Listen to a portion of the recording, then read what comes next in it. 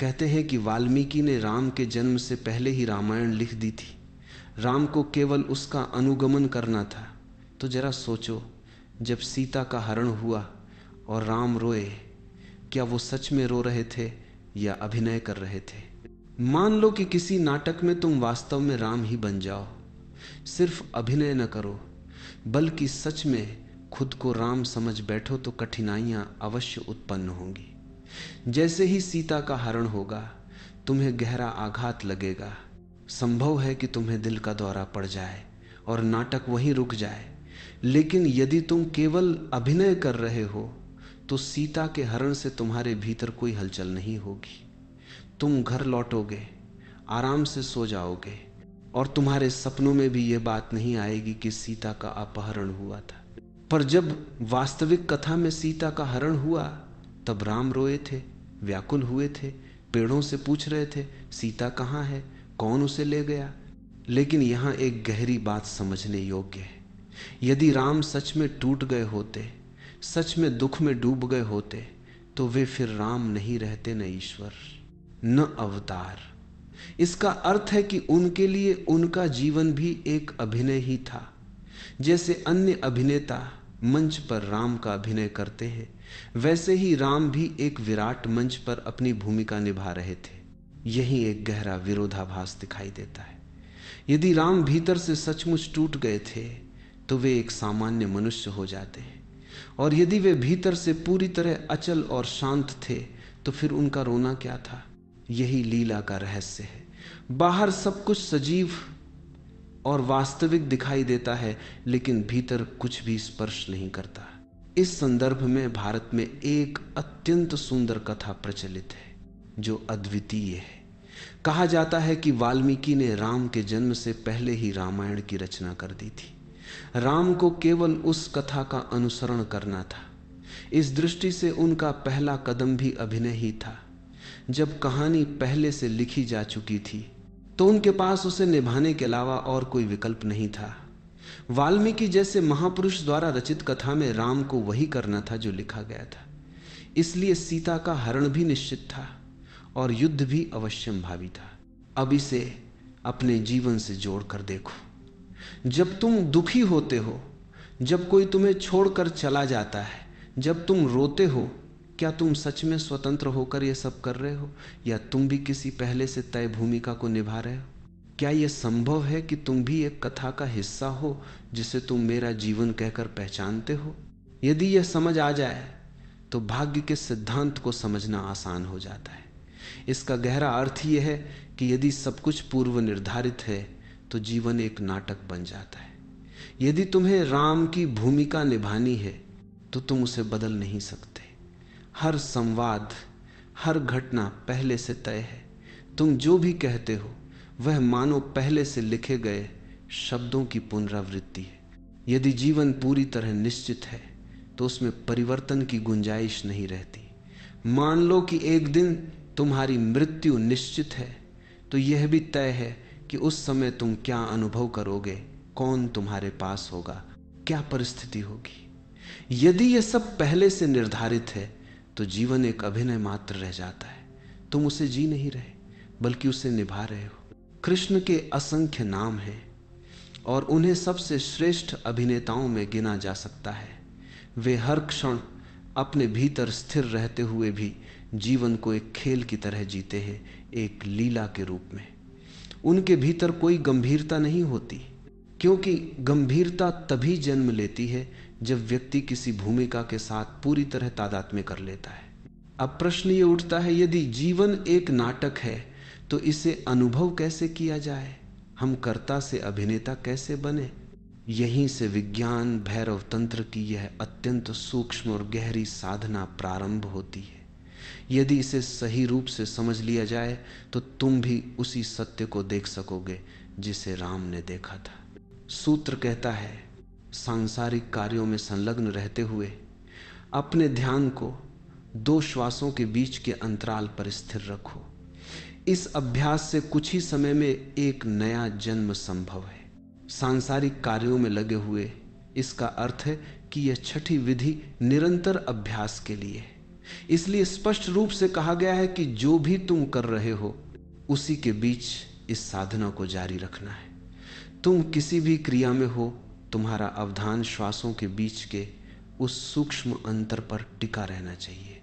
और विशेष बात यह है कि इसे काम काज से अलग होकर नहीं करना है, बल्कि उसी के साथ साथ साधना है। ध्यान पूर्वक अनुभव करो। जब श्वास भीतर जाती है तो एक क्षण ऐसा आता है जब सब कुछ थम जाता है, फिर श्वास बाहर निकलती है। उस छोटे से विराम में न कोई विचार होता है, न कोई पहचान, न कोई भूमिका। वहीं तुम्हारा वास्तविक अस्तित्व प्रकट होता है, शुद्ध निर्विकार। इससे मिलती जुलती एक और विधि पहले भी समझाई जा चुकी है। अंतर केवल इतना है कि यहां इसे दैनिक जीवन के कार्यों के बीच ही करना है, इससे अलग होकर नहीं। जब भी तुम कोई कार्य कर रहे हो उसी दौरान इस अभ्यास को बनाए रखना है। तुम खाना खा रहे हो, खाते रहो, लेकिन ध्यान उस अंतराल पर रखो। तुम चल रहे हो, चलते रहो, पर जागरूकता उसी विराम में टिकाओ। तुम सोने जा रहे हो, लेट जाओ, नींद को आने दो, लेकिन भीतर उस अंतराल के प्रति सजग बने रहो। अब प्रश्न उठता है, काम काज के बीच ही क्यों? क्योंकि कार्य करते समय मन बार बार विचलित होता है, तुम्हारा ध्यान भटकता है, टूटता है। इसलिए आवश्यक है कि तुम डांवाडोल न हो, बल्कि उस अंतराल में स्थिर बने रहो। काम भी चलता रहे और तुम्हारी सजगता भी बनी रहे। ऐसी स्थिति में तुम्हारे अस्तित्व के दो स्तर बन जाते हैं, एक करना और दूसरा होना। एक बाहरी संसार है जहां क्रियाएं चल रही हैं, और दूसरा आंतरिक केंद्र है जहां केवल अस्तित्व है। एक परिधि है, दूसरा केंद्र। तुम परिधि पर अपने काम करते रहो, लेकिन साथ ही केंद्र पर भी जागरूक रहो। इसका परिणाम क्या होगा? तुम्हारा सारा कार्य व्यवहार एक अभिनय में बदल जाएगा, मानो तुम कोई भूमिका निभा रहे हो। मान लो तुम किसी नाटक में अभिनय कर रहे हो, तुम राम बने हो या क्राइस्ट का पात्र निभा रहे हो। बाहर से तुम पूरी तरह उस भूमिका को निभाते हो, लेकिन भीतर तुम्हें पता रहता है कि तुम वास्तव में कौन हो। केंद्र में तुम अपनी वास्तविकता से परिचित रहते हो और परिधि पर भूमिका चलती रहती है। तुम जानते हो कि तुम राम नहीं हो, केवल राम का अभिनय कर रहे हो। तुम्हारा ध्यान भीतर केंद्रित है, जबकि बाहर क्रिया जारी है। लेकिन यही सबसे बड़ी भूल हो जाती है। अभिनेता अपने पात्र में इतना डूब जाता है कि अपनी असली पहचान ही भूल जाता है और स्वयं को वही पात्र मान बैठता है। अब इससे भी गहरी बात को समझो।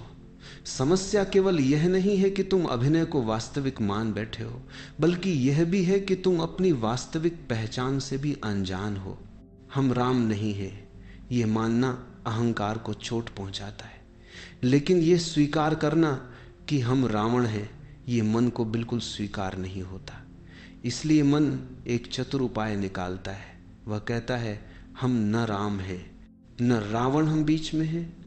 यही सबसे बड़ा भ्रम है, क्योंकि बीच जैसी कोई स्थिति होती ही नहीं। या तो चेतना राम की होती है या रावण की। यह मध्य का विचार केवल एक मानसिक बचाव है, जिससे तुम अपनी सच्चाई का सामना न करो। यदि तुम ईमानदारी से अपने भीतर देखो तो पाओगे कि जो तुम्हारे पास है उससे तुम जल्दी उब जाते हो, और जो दूसरों के पास है वही तुम्हें आकर्षित करता है। यही रावण की चेतना है। रावण के पास सब कुछ था, धन, शक्ति, साम्राज्य, फिर भी उसकी दृष्टि सीता पर टिक गई, क्योंकि जो उपलब्ध नहीं है वही मन को खींचता है। और यही स्थिति तुम्हारी भी है। जो तुम्हारे पास है वह साधारण लगता है, और जो नहीं है वही तुम्हें असाधारण, स्वर्ग समान प्रतीत होता है। इंद्रियों की प्रकृति ही कुछ ऐसी होती है, वे हमेशा पुराने से ऊब जाती हैं और नए की खोज में लग जाती हैं, क्योंकि उन्हें निरंतर उत्तेजना चाहिए। लेकिन चेतना का स्वभाव इससे बिल्कुल भिन्न है। वह उस सनातन तत्व को खोजती है जो कभी पुराना नहीं होता, जो हमेशा ताजा और नवीन बना रहता है। राम की चेतना में सीता ही पूर्ण हो गई थी। उनके लिए वही सब कुछ थी, इसलिए उन्हें किसी और में कोई आकर्षण दिखाई नहीं देता था। यही संतोष है, यही पूर्णता की स्थिति है। और रावण वह चाहे कितना भी प्राप्त कर ले कभी संतुष्ट नहीं होगा, क्योंकि उसकी खोज बाहर की ओर है, भीतर की ओर नहीं। अब एक और गहरी बात को समझो। रावण के 10 सिर होने का क्या अर्थ है? इसका यह मतलब नहीं कि उसके वास्तव में 10 सिर थे, बल्कि यह प्रतीक है कि उसके पास एक भी स्थिर और असली चेहरा नहीं था। वह परिस्थिति के अनुसार बदलता रहता था, और यही हमारी भी हालत है। सुबह से शाम तक हम कितने ही चेहरे बदलते रहते हैं। हर व्यक्ति के सामने हम अलग रूप धारण कर लेते हैं। मालिक के सामने एक चेहरा, सेवक के सामने दूसरा, मित्रों के बीच तीसरा। हमारे पास असंख्य चेहरे हैं, लेकिन कोई भी हमारा वास्तविक चेहरा नहीं है। और राम, उनके पास केवल एक ही चेहरा है। सुख में वही, दुख में वही, वन में भी वही, महल में भी वही। यही सच्चाई है, यही स्थिरता है। जब तक तुम ये नहीं पहचान लेते कि तुम्हारे भीतर कौन सक्रिय है, राम या रावण, तब तक तुम अभिनेता नहीं बन सकते। तब तक तुम केवल एक किरदार बनकर रह जाओगे। और जो व्यक्ति अपने किरदार में खो जाता है वही दुखी होता है, वही बंधनों में जकड़ा रहता है। जिस क्षण तुम ईमानदारी से देख लेते हो कि तुम्हारे भीतर रावण है, उसी क्षण परिवर्तन शुरू हो जाता है।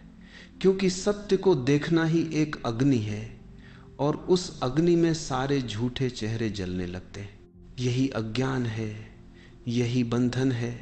यदि इस विधि का अभ्यास किया जाए तो पूरा जीवन एक नाटक जैसा प्रतीत होने लगेगा। तब तुम एक अभिनेता की तरह जियोगे। तुम अपनी भूमिका भी निभाओगे और साथ ही भीतर उस अंतराल में स्थिर भी रहोगे। लेकिन जैसे ही तुम उस अंतराल को भूल जाते हो, तुम अभिनेता नहीं रहते, तुम कर्ता बन जाते हो। तब वह नाटक नहीं रह जाता और तुम उसे ही वास्तविक जीवन समझ बैठते हो। यही गलती हम सब कर रहे हैं। हर व्यक्ति यह मानता है कि वह जीवन जी रहा है, जबकि वास्तविकता में यह केवल एक भूमिका है, एक पात्र जो समाज, परिस्थितियों, संस्कृति और परंपराओं ने हमें दे दिया है। और हम केवल उसे निभा ही नहीं रहे, बल्कि उसके साथ अपनी पहचान भी जोड़ बैठे।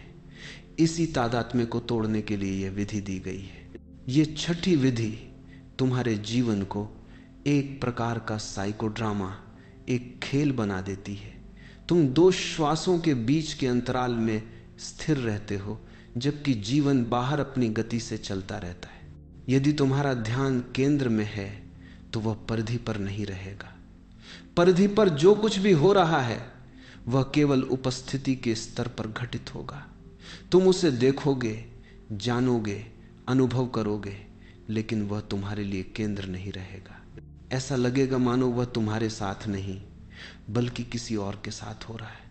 मैं फिर कहता हूं, यदि तुम इस छठी विधि का अभ्यास करते हो तो धीरे धीरे तुम्हारा पूरा जीवन ऐसा प्रतीत होगा जैसे घटनाएं तुम्हारे साथ नहीं, किसी अन्य के साथ घट रही हो। अंत में वही प्रश्न लौटता है, राम क्यों रोए? वे परिधि पर रो रहे थे, लेकिन केंद्र में वे साक्षी बने हुए थे।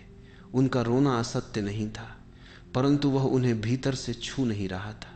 वे पूरी तरह उस अनुभव में थे और फिर भी भीतर गहरी शांति बनी हुई थी।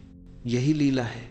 और जिस दिन तुम यह देख लोगे कि तुम भी केवल एक भूमिका निभा रहे हो, उस दिन दुख समाप्त नहीं होगा, लेकिन तुम दुख से मुक्त हो जाओगे। घटनाएं घटती रहेंगी, लेकिन तुम अपने केंद्र में स्थिर रहोगे। और तभी पहली बार तुम सच में जीना शुरू करोगे।